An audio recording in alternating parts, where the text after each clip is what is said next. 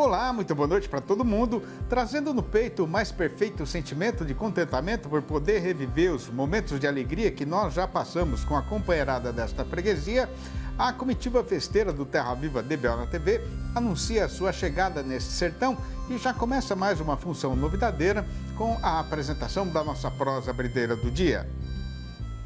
Se a hora é de apostar e arriscar, ou se o melhor é se resguardar e esperar para ver o que é que vai acontecer com a conjuminância de novas circunstâncias, isso tudo é assunto delicado. E antes de tomar uma decisão, o melhor é o companheiro e a companheira pecuaristas escutarem a opinião de um especialista.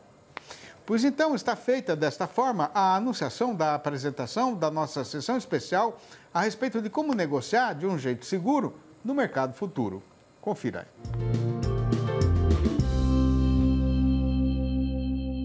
Olá, amigos do canal Terra Viva, aqui quem fala é Douglas Coelho, eu sou zootecnista e um dos sócios fundadores da Radar Investimentos. E hoje eu estou aqui para traçar um breve panorama dos mercados de boi gordo e de milho. Bom, pelo lado do boi gordo a gente viu uma semana relativamente calma de negócios, no qual boa parte das tentativas de compra giravam ao redor de 240 aqui em São Paulo. Alguns frigoríficos, mais na porção final da semana, testaram o mercado com 235, mas é uma tentativa praticamente incipiente. O volume de negócios tem acontecido entre 240 e 243 na maioria dos casos. A gente vê que as escalas de abate evoluíram melhor na última semana de janeiro e nessa o ritmo de evolução também ficou um pouco mais contido. Pelo lado da carne, no atacado, aquela pressão de baixa verificada em meados de janeiro também foi dissipada. Com a chegada do carnaval, logo no começo do mês, com a virada do mês e também a volta das aulas, o mercado ficou relativamente mais enxuto. O destaque para o mês de janeiro foram as exportações. Possivelmente a gente tem um recorde exportado de carne bovina in natura já no primeiro mês de janeiro. É um ótimo volume para o primeiro mês do ano, né? Geralmente, as exportações costumam ganhar um pouco mais de tração a partir de final de março e abril. Então, esse bom desempenho de janeiro também liga um alerta em relação à exportação para 2024. Pelo menos a primeira foto que a gente tem do primeiro mês é uma foto construtiva. Bom, pelo lado do milho, o mercado bem mais travado, indicações de compra na região de Campinas ao redor de 62, 63, vendedores mais na casa de 65, 66. A gente tem uma incerteza muito grande, com reduções de produtividade praticamente a cada mês, quando mais volumes da safra de verão vêm sendo colhidos, né, os números do campo vão aparecendo com mais frequência. Existe sim uma preocupação em relação ao clima na Argentina, principalmente essa semana, os órgãos de meteorologia lá soltaram alguns alertas em relação ao aumento da temperatura. Isso também deixa alguma apreensão em relação ao potencial produtivo naquele país. Bom, pessoal, essa mensagem que eu gostaria de passar para vocês. Contem com todo o time da Radar Investimentos. Um forte abraço, até mais! Conforme está determinado no nosso roteiro costumeiro, que por todos os companheiros e companheiras boiadeiros já é bem conhecido, o assunto escolhido para dar continuação na função é o caso acontecido no mercado dos insumos de maior consumo nas nossas fazendas de gado. Olá a todos que nos acompanham, Pedro Gonçalves aqui, engenheiro agrônomo e atuo como analista de mercado da Scott Consultoria. Vou trazer para vocês uma atualização quanto à relação de troca entre o farelo de trigo e a arroba do boi gordo, né?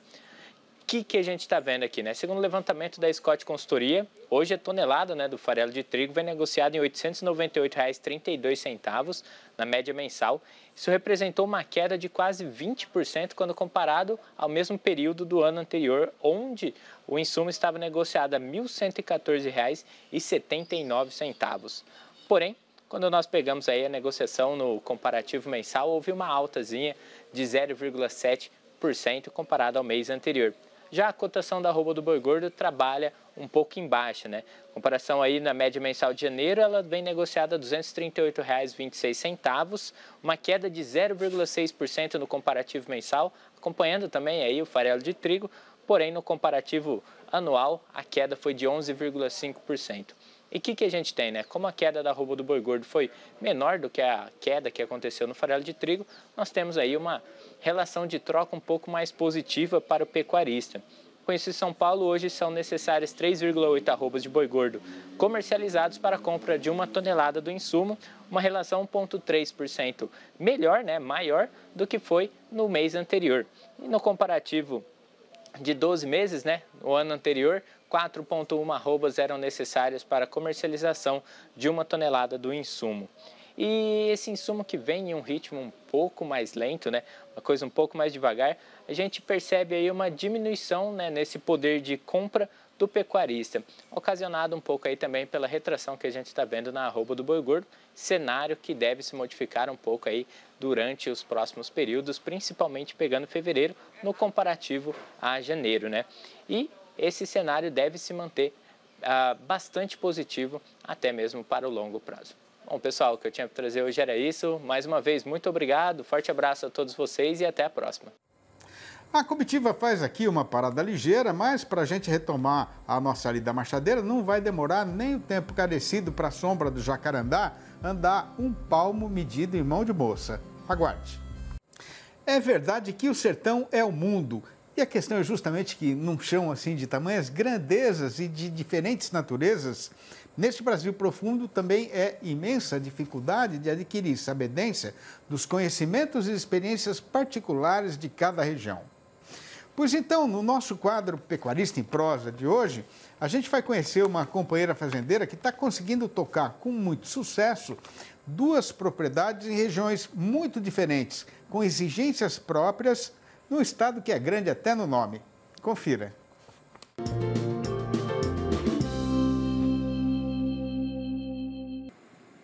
No Pecuarista em Prosa de hoje, eu converso com a pecuarista Cláudia Scalzilli.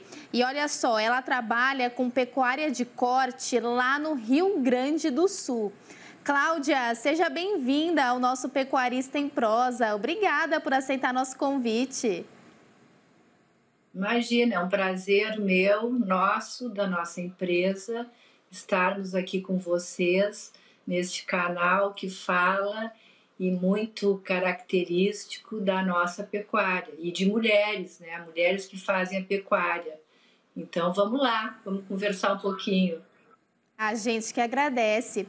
Para a gente começar então, Cláudia, você tem 2 propriedades em cidades diferentes aí no Rio Grande do Sul, certo? Conta pra gente então o que você produz em cada uma delas. Nós temos 2 propriedades em municípios bem distintos. Uma propriedade, a Estância do Retiro, fica no município de Caciqui, mais ao centro do nosso estado. É uma característica ali, terras, solos bem arenosos, a riqueza do aquífero Guarani, então é um solo muito permeável, muito bom para a agricultura, terras ácidas, e nós criamos na Estância do Retiro a raça Brangos, que nós começamos a criar já faz mais ou menos entramos com Brangos lá uns 20 anos.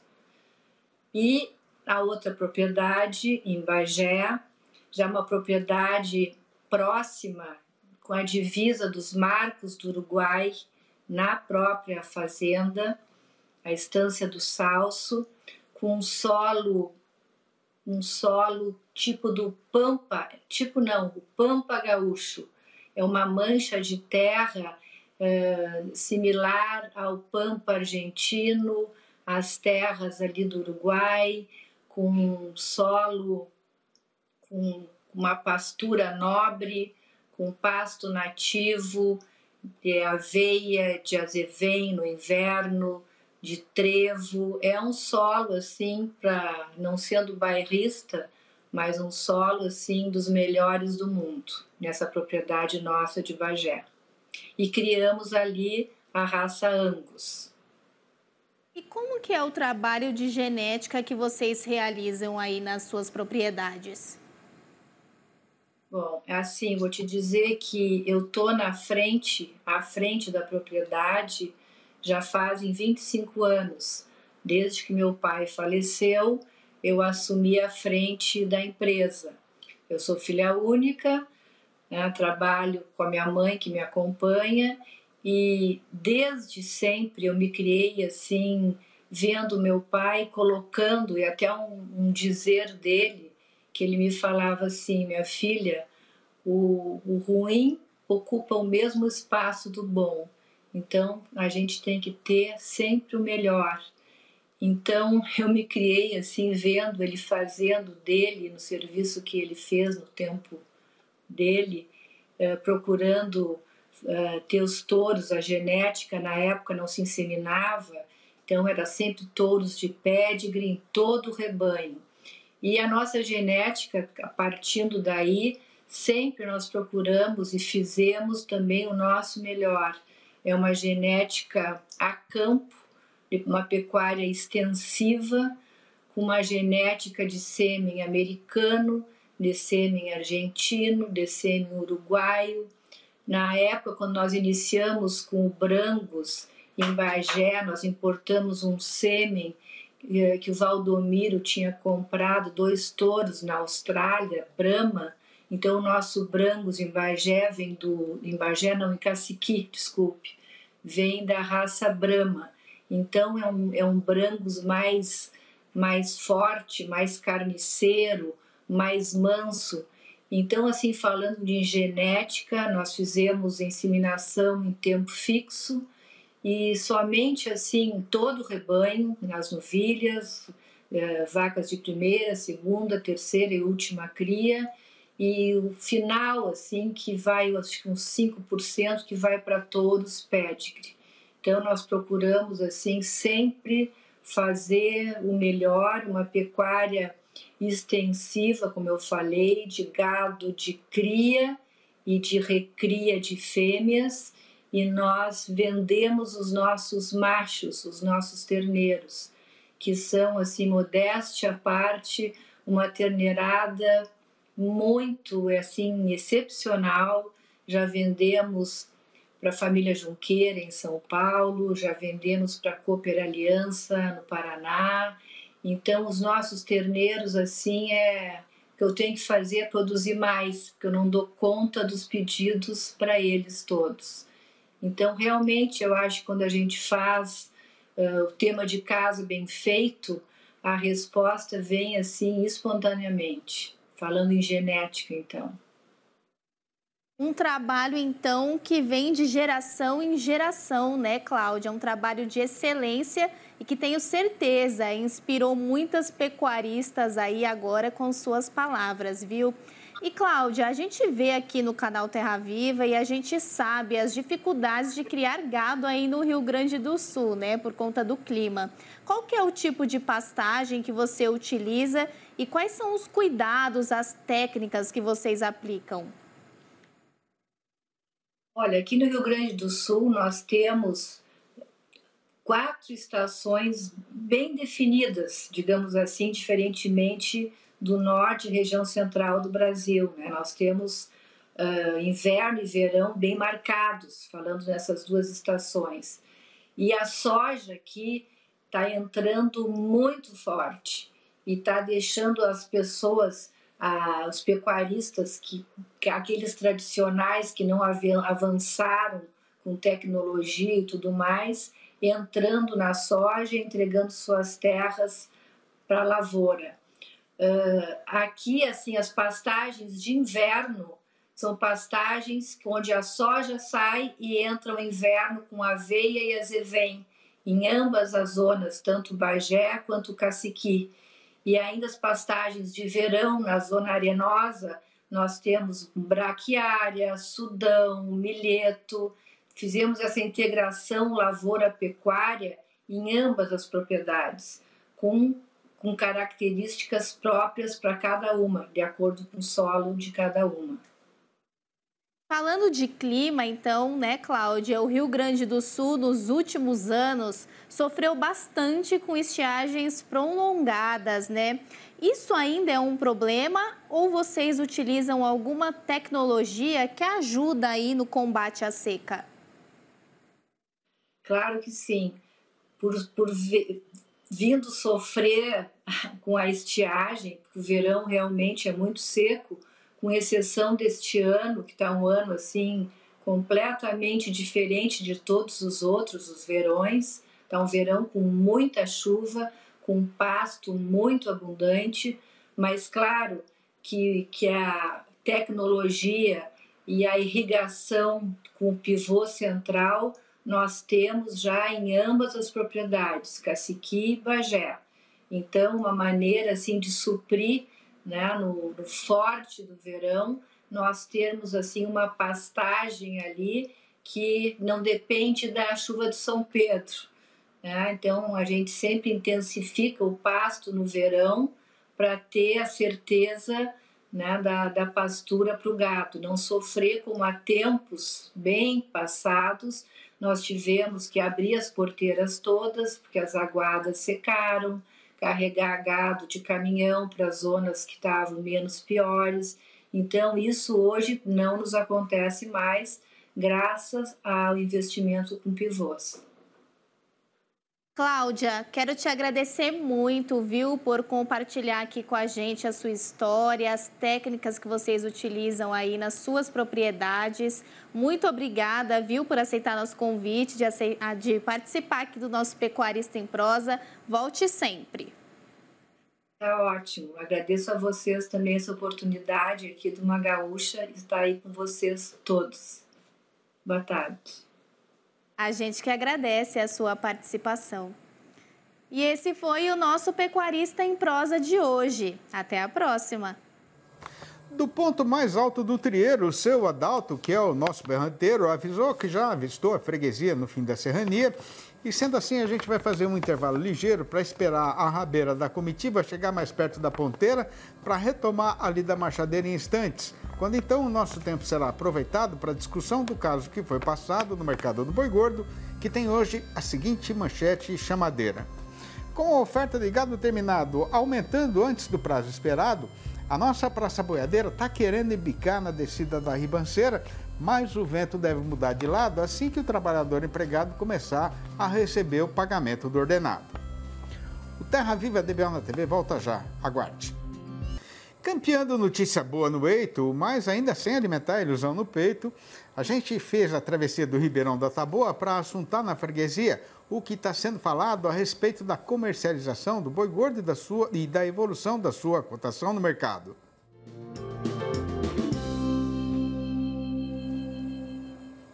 Conforme já é da sabedência dos companheiros e companheiras boiadeiros, no mercado pecuário, janeiro é o mais parado dos 12 meses do calendário. Mas o fevereiro, que vem logo na sequência, é quando o consumidor brasileiro sara da inapetência costumeira de todo o começo do ano e volta a aparecer no balcão do açougue com maior frequência, né? Pois então, com o avançamento ainda lento e modorrento do tempo, mas confiando na previsão otimista dos especialistas, entre os pecuaristas está todo mundo fazendo esforço para ter paciência e esperar o cumprimento desta tradição, né? Pois o que tem para ser contado é que o carretão estava mesmo embicado nessa direção. Mas o que aconteceu foi que, a partir do meado da semana que acaba de ser arrematada, o vento começou a querer mudar de lado em algumas das principais regiões de comercialização do país. Entre outros, este foi o caso de São Paulo, justamente o estado que serve de referência para o comércio de gado no Brasil inteiro, onde a oferta de boiada terminada registrou um ligeiro crescimento, enquanto o consumo continuou mais fraquinho do que leitãozinho rejeitado pela mãe logo depois do nascimento.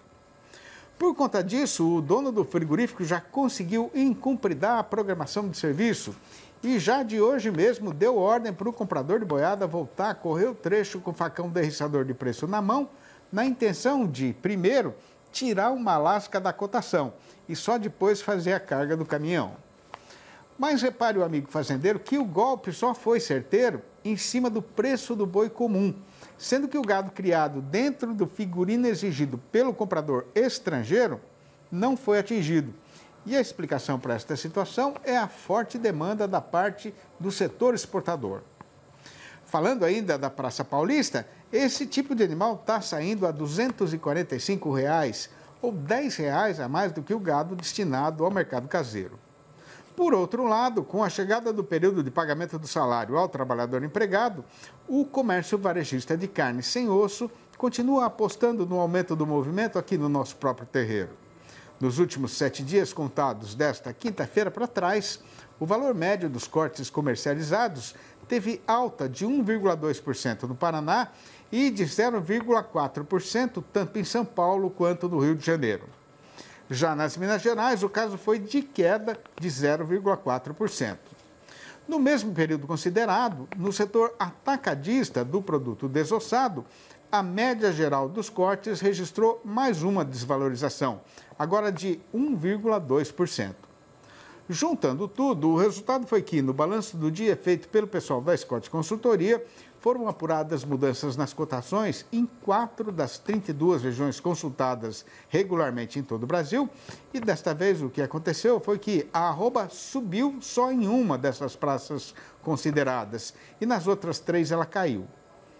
Começando então a recitação da lista pela pior notícia, que é para deixar melhor aí para o final, né? Fique a amiga pecuarista devidamente informada de que em Barretos e em Araçatuba, aqui no estado de São Paulo, a vaca foi derrubada para R$ 210 a prazo e ainda para descontar o fundo rural. No mesmo trieiro foi o sudeste da Rondônia, onde a fêmea já não vale mais do que a merreca de R$ 185. Já a única e solitária praça que andou na direção contrária foi Cuiabá, a capital de Mato Grosso, onde o boi subiu para R$ 215. Maria Preta foi na praça apreciar a retreta e caçar casamento e despertou o sentimento de um moço que tocava clarineta na banda. E agora ela anda brejeira e faceira, de braço dado com o namorado, campeando fazenda na venda, escolhendo o pano do vestido para levar na costureira e fazendo plano no seu sentido, para quando chegar o dia esperado em que ela vai deixar de ser moça solteira e os dois vão ser casados. Conforme a gente já falou aqui mais do que uma vez, mas não custa repetir, né? Essas prosinhas recitadas para enfeitar o fechamento da nossa função de todo dia, que eu escrevi pela minha própria mão enquanto corria chão nas estradas e trieiros desse imenso sertão brasileiro, foram ajuntadas e publicadas nos 4 livros da minha série Versinhos de Caipira.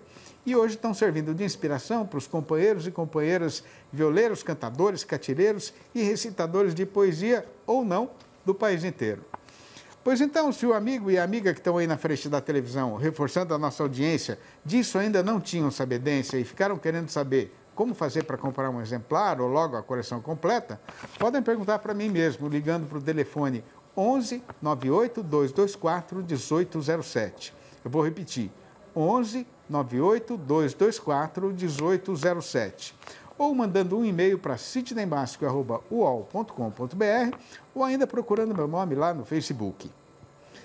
Tendo já destrinchado o noticiário e feito os devidos comentários e respeitando ainda os horários determinados pela televisão para nossa apresentação, a comitiva do Terra Viva DBA na TV vai dando por terminada mais esta função, mas já deixa combinada a nossa volta para segunda-feira, às 6 horas e às 8h30 da manhã e às 7h25 da noite. Um abraço, um reconfortante final de semana para todo mundo e até mais ver então.